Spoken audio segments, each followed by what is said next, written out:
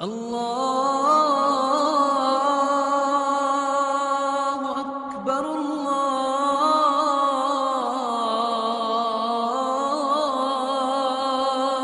اکبر۔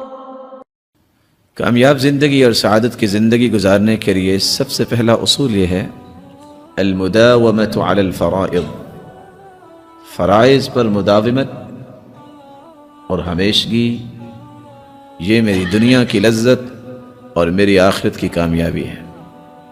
یہی وجہ ہے صحابہ کرام کی زندگی میں سب سے واضح ترین پہلو جو ہمیں ملتا ہے وہ ہے فرائض کی پابندی۔ عمر رضی اللہ تعالی عنہ جب گورنروں کو اکٹھا کرتے تو سب سے پہلی بات یہ کہتے ان اہم امورکم عندی الصلاۃ، آپ کی ذمہ داریوں میں سے سب سے مہم کام جو میں تجھ سے مطالبہ کرتا ہوں وہ نماز کا مطالبہ ہے۔ جس نے نماز کی حفاظت کر لی اور اس پہ مداومت کر لی، عبادت کے پہلوؤں کو خوبصورت بنا لیا، اس نے صرف نماز کی حفاظت نہیں کی بلکہ پورے دین کی حفاظت کر لی۔ اس لیے عمر رضی اللہ تعالیٰ عنہ یہ بھی کہا کرتے تھے من ہانت علیہ صلاۃ کانت علی اللہ اہون، جس شخص کے نزدیک نماز کی وقعت ختم ہو جائے اور پرواہ نہیں کرتا، ایک تو اس نماز کی بھی وقعت اللہ کے ہاں نہیں اور اس انسان کی بھی وقعت اللہ کے ہاں ختم ہو جاتی ہے۔ سفیان ابن عیینہ رحمۃ اللہ علیہ کہا کرتے تھے لوگوں، عبادت دو قسم کی ہے، کچھ لوگ عبادت کو عبادت سمجھ کے کرتے ہیں، اس عبادت کا ان پہ رنگ بھی نظر آتا ہے اور اس کے نتائج میں اللہ رب العزت ان کی زندگی میں سکون بھی پیدا کرتا ہے۔ یہی وجہ ہے بلال رضی اللہ تعالی عنہ سے اللہ کے رسول صلی اللہ علیہ وسلم کیا فرماتے؟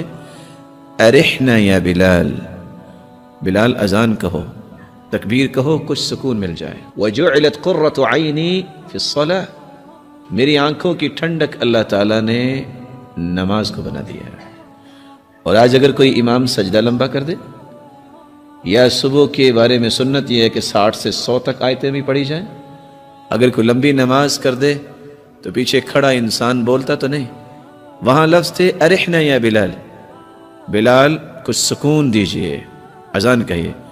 یہاں بولتا تو نہیں، سوچ رہا ہوتا ہے انقذنا یا امام، اے امام ہماری جان چھڑا دو، آئندہ اس مسجد میں نہیں آئیں گے۔ اس شخص کی عبادت کا یہ حال ہو، اس کو زندگی میں سکون کیسے ملے گا؟ اور ایک عبادت ہے روٹین، آئے چند لمحات اپنے بازو اٹھائے اور رکوع میں گئے اور سجدے میں گئے، کچھ پتہ نہیں کیا پڑھا، کچھ پتہ نہیں کیا میں نے مطالبہ کیا۔ یہی وجہ ہے کچھ قصے انسان کو سبق دیتے ہیں۔ عصر کی نماز امام نے پڑھائی، 3 رکعتوں کے بعد سلام پھیر دیا، انسان ہے بھول جاتا ہے، پہلی صف دوسری تیسری کوئی نہیں بولا، پیچھے سے آواز آئی جناب 3 رکعتیں آپ نے پڑھی ہیں۔ اچھا بھائی آپ کو کیسے پتہ چلا؟ پہلی صف والوں سے دوسری تیسری سے پوچھا، سب کہتے ہیں نہیں 4 پڑھی۔ اچھا جی آپ کو کیسے پتہ چلا؟ کہا پتہ کیسے چلنا ہے، میں ہر روز عصر کی نماز پہ 4 رکعتوں میں اپنی 4 دکانوں کا حساب کرتا ہوں، میری ایک دکان بچ گئی ہے۔ اس کو یہ فکر نہیں ہے کہ میری 4 رکعتیں نہیں ہوئیں، اس بیچارے کو وہ کسی اور زاویے میں زندگی گزار رہا ہے، اس کی ایک دکان بچ گئی ہے۔ اور ان تینوں کو بھی پتہ نہیں چلا، کیوں؟ روٹین ہے۔ عبادت سمجھ کر جو عبادت کرتا ہے، سفیان ابن عیینہ کہتے ہیں جو عزت نہیں کرتا عبادت کی، وہ عبادت کا حق ادا نہیں کرتا۔ وَمِن تَوْقِيرِ الصَّلَاةِ أَن تَأْتِيَهَا قَبْلَ الْإِقَامَةِ، اور نماز کی عزت و توقیر کیا ہے؟ تم اقامت سے پہلے آؤ، تم صف میں کھڑے نظر آؤ۔ صحابی کہتے ہیں اپنے بیٹے سے ادرکت الصلاة معنا، تم نے نماز پڑھی ہمارے ساتھ؟ قال نعم، نماز پڑھی۔ قال ادرکت التکبیرۃ الاولی، تکبیر اولا تم نے پا لی؟ قال لا، تکبیر اولا نہیں پا سکا۔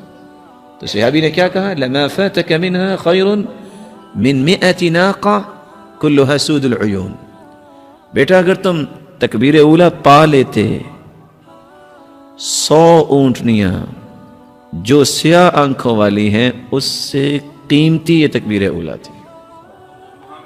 دوسرے لفظ میں آپ کہہ سکتے ہیں یہ سرخ اونٹ، یہ اونٹنیاں اس وقت اتنی قیمتی تھی آج دنیا میں جو سب سے مہنگی گاڑی ہے، اگر کسی کو 100 گاڑیاں مل جائیں رات کو سے نیند آئے گی؟ صحابہ کرام کا موقف کیا تھا؟ تکبیر اولیٰ تمہیں مل جاتی تو 100 اونٹنیوں سے بھی زیادہ بہتر تھی۔ اس لیے رسول اللہ صلی اللہ علیہ وسلم نے صحابی کو حکم دیا، لا تترکن صلاة مکتوبہ وَإِن قُطِعْتَ أَوْ حُرِّقْتَ، تجھے کاٹ دیا جائے، تجھے جلا دیا جائے، فرض نماز نہ چھوڑنا، فرض نماز نہ چھوڑنا۔ آج اخبار میں چھوٹا سا ایڈ آ جائے نا کہ کل فلان جگہ پہ یہ ڈسٹریبیوٹ ہوگا، سب پہنچ جائیں گے، اور 5 وقت وزن کا کہتا ہے حی علی الفلاح، آ جاؤ کامیابی کی طرف، کوئی سنتا ہی نہیں۔ کہاں آواز تو آتی ہے، قال فہی ہلا، پھر مسجد میں آ کے نماز پڑھو۔ اور رسول اللہ صلی اللہ علیہ وسلم نے فرمایا، من صلی العشاء فی جماعت کان کقیام نصف لیلہ ومن صلی العشاء والفجر فی جماعت کان کقیام لیلہ۔ آسانی اتنی ہے، عشاء کی نماز کوئی باجماعت پڑھ لے، آدھی رات کی تہجد اس کے نامہ اعمال میں لکھ دی جاتی ہے، اور جو صبح کی نماز پڑھ لے اس کو اجر و ثواب تہجد کا بھی مل جاتا ہے۔ ومن صلى الفجر في جماعة فهو في ذمة الله فلا تغفر ذمة الله، جو فجر کی نماز با جماعت پڑھتا ہے وہ اللہ کی امانت و ضمانت میں چلا جاتا ہے۔ لوگوں اپنے ہاتھوں سے اپنے خود بخود اللہ کی ضمانت کو نہ توڑا کرو، فجر کی نماز با جماعت پڑھا کرو۔ ومن صلى الفجر في جماعة ثم قعد يذكر الله عز وجل حتى تطلع الشمس ثم صلى ركعتين كانت له كأجر حجة وعمرة تامة تامة تامة، جو صبح کی نماز با جماعت پڑھ لے، پھر اللہ کا ذکر کرے یہاں تک کہ سورج نکل آئے، 2 رکعتیں اٹھ کے پڑھ لیتا ہے، اللہ رب العزت مکمل مکمل مکمل حج اور عمرے کا ثواب اسے نصیب فرما دیتے ہیں۔ اور رسول اللہ صلی اللہ علیہ وسلم نے فرمایا، من صلی للہ 40 یوما فی جماعہ يدرك التكبيرة الأولى كتبت له براءتان، براءة من النار وبراءة من النفاق۔ 40 دن جو تکبیر اولا کے ساتھ نماز پڑھ لے 2 انعام ملیں گے، جب تک زندہ رہے گا منافق نہیں ہوگا، جب فوت ہوگا تو سیدھا جنت میں چلا جائے گا۔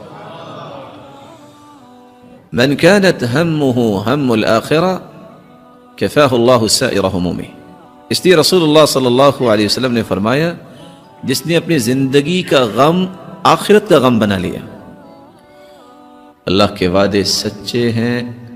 رسول اللہ صلی اللہ علیہ وسلم کا فرمان ہے، زندگی کے بقیہ سارے غموں کو اللہ رب العزت خود دور فرما دیتے ہیں۔ ومن كانت همه الدنيا، اور جس کا غم دنیا کا ہی بن جائے، اس کو آخرت کی فکر نہیں ہے، لم يبال اللہ به فی ای اودیتها ہلک، اللہ تعالیٰ کو ایسے انسان کی پرواہ ہی نہیں جہاں چاہے مر جائے وہ۔ کیوں؟ اس کو اللہ رب العزت کی عظمت کا اعتراف نہیں، اللہ تعالیٰ کو بھی ایسے انسان کی ضرورت نہیں۔